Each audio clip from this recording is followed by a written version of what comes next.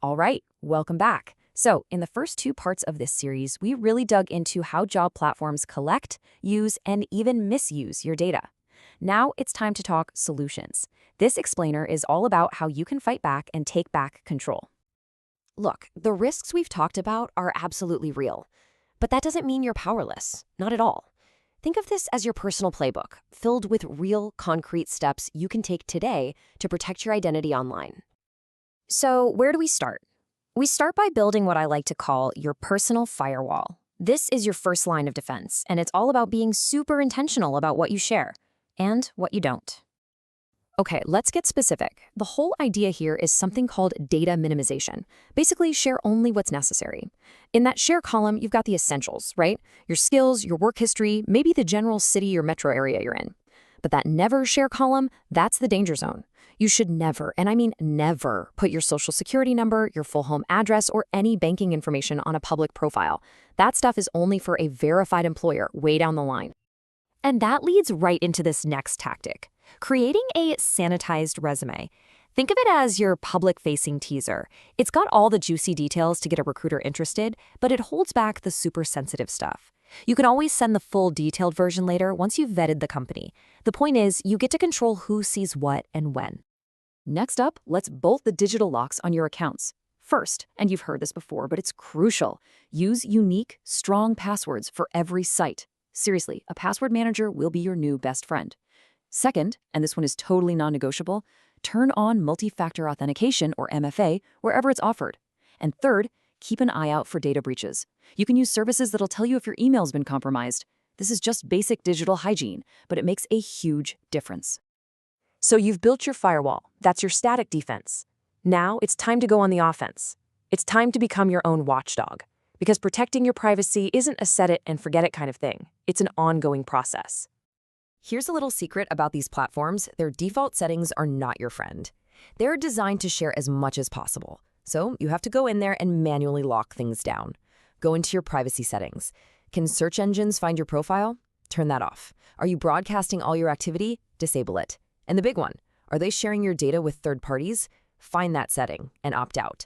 It might take 5 minutes, but it's totally worth it. And this is all about making that vigilance a regular habit. Maybe once a month, just hop in and review your settings, check your account's login history, and definitely Google yourself every now and then to see what's out there. You might be surprised. Oh, and if you've got accounts on old job sites you don't use anymore, don't just abandon them. Go in and delete them. Get that data out of their hands for good.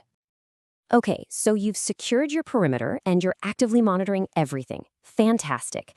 But there are still threats coming from the outside. That brings us to our third strategy, learning how to spot and dodge the digital traps, especially those ghost jobs that are just designed to steal your information.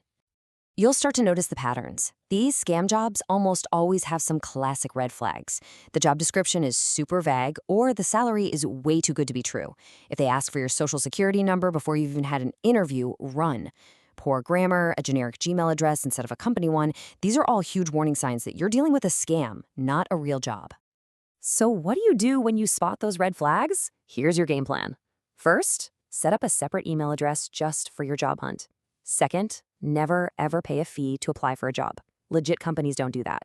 And probably the single most effective thing you can do, if you see a job posting you like, don't click their link, open a new tab, go directly to that company's official website, and apply there. That one habit alone will protect you from so many scams. Now, protecting yourself is absolutely essential, but let's be honest, it's only half the story. The bigger goal is to fix the system that puts us in this position in the first place.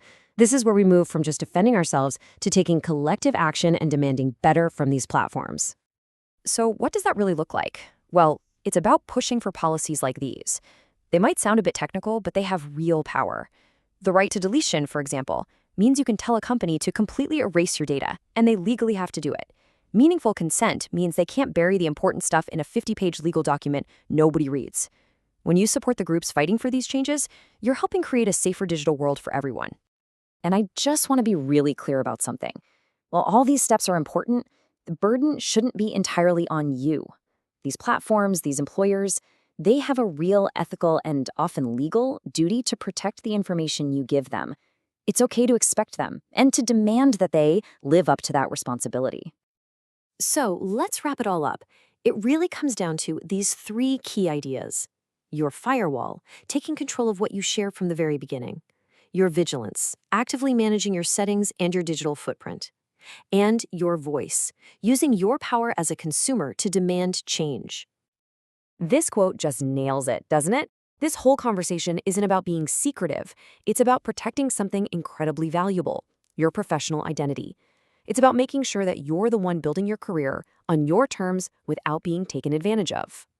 So I'll just leave you with this final thought. Your resume, your career history, that's your story. The question is, who do you want holding the pen? By taking these steps, you make sure that you and only you are the one in control of that story. It's your data, it's your career. Go take charge.